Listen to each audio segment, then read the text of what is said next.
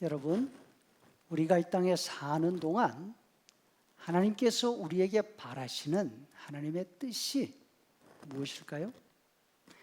그것은 예수님을 믿는 우리 모두가 한 사람도 빠짐없이 늘 기쁨 가운데 사는 것입니다.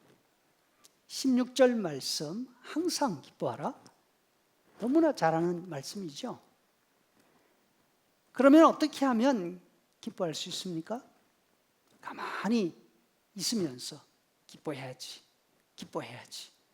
이렇게 생각한다고 마음속에서 기쁨이 솟아나는 것 아니지 않습니까? 물론 늘 좋은 일만 빵빵 터진다면 기뻐할 수 있죠. 하지만 이런 일은 없습니다. 좋은 일이 있으면 좋지 않은 일도 반드시 동반되어 옵니다.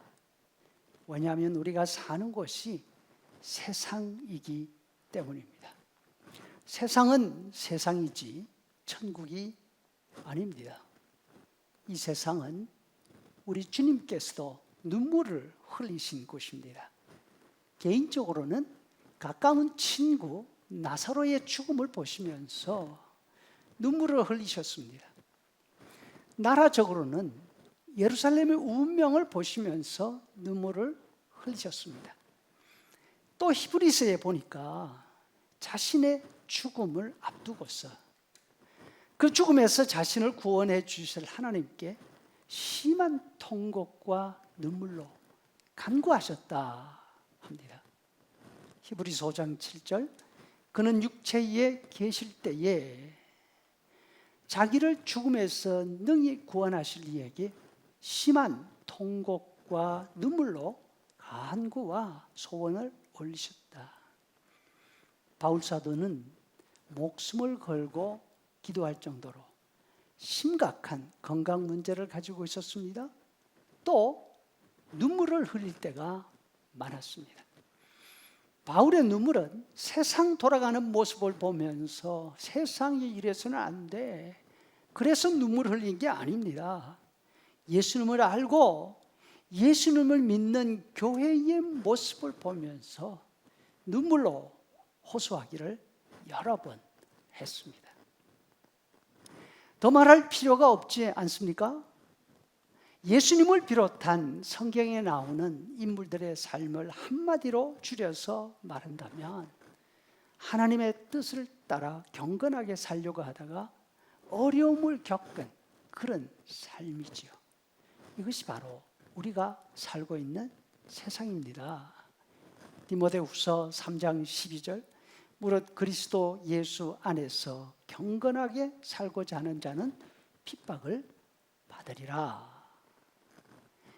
이렇게 우리가 살아가고 있는 세상이 고통과 눈물이 넘쳐나는 곳이지만 하나님은 우리에게 이 모든 어려움을 이를 악물고 견뎌, 그것이 내 뜻이야, 이기는 사람이 내 편이야, 나는 지는 사람 루저가 싫어, 이렇게 말씀하지 않으십니다.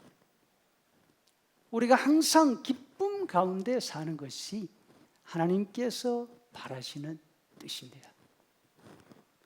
항상 기뻐하시려면 그냥은 안 됩니다. 두 가지가 필요합니다.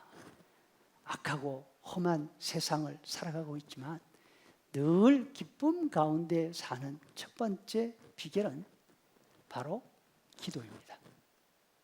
17절 말씀, 쉬지 말고 기도하라. 신문이나 방송을 통해서 스스로 목숨을 끊는 분들의 이야기를 우리가 종종 듣지 않습니까? 참 안타까운 일입니다. 이분들이 삶을 포기하게 되는 마지막 이유가 뭐냐? 전문가들은 절망감이라고 이야기를 합니다. 혼자 감당할 수 없는 고통과 어려움을 겪고 있는데도 불구하고 어디 말할 데가 없습니다. 부모님에게 말을 하라고 하니까 걱정만 더해 드릴 것 같습니다. 자신이 속한 사회 조직에 이야기하면 도움을 주기는커녕 너만 가만히 있으면 돼, 그냥 아무 말 하지 말고 혼자 참고 견디라고 합니다. 친구들에게 말하려고 하면 나약하고 자기 문제 하나 해결하지 못하는 그런 사람 취급받을까 봐 걱정입니다.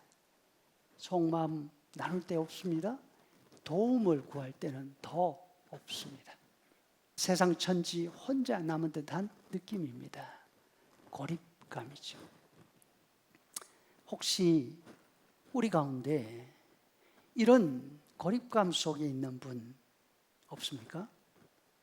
그렇다면 하나님을 기억하시기를 간절히 바랍니다. 혼자가 아닙니다. 하나님이 계십니다. 하나님은 우리의 기도, 우리의 안타까운 하소연을 들으시는 분이십니다. 그래서 우리가 가장 먼저 할 수 있는 일, 또 해야 할 일은 하나님을 향한 기도인 것입니다. 우리는 끊임없이 일어나는 문제 속에 살고 있습니다. 쉬지 않고 기도해야 하는 이유는 혼자서 해결할 수 없는 문제가 끊임없이 솟아오르고 있기 때문이죠. 두 번째 비결이 감사입니다. 감사하되 조건을 붙여서 감사하는 것이 아니라 모든 것, 다시 말해서 모든 것 하나하나가 다 감사의 이유라는 것입니다. 이 말은 우리가 지금 가지고 있는 것, 우리가 지금 사용하고 있는 것 하나하나가 그저 처음부터 있는 것이 아니라는 뜻입니다. 전부 받은 것입니다. 하나님에게서 받은 것입니다. 부모님을 포함해서 우리 주변에 있는 사람들에게서 받은 것입니다. 기뻐하지 못하고 불평하게 되는 가장 큰 이유는 나는 받은 것이 없다는 그런 생각 아닙니까?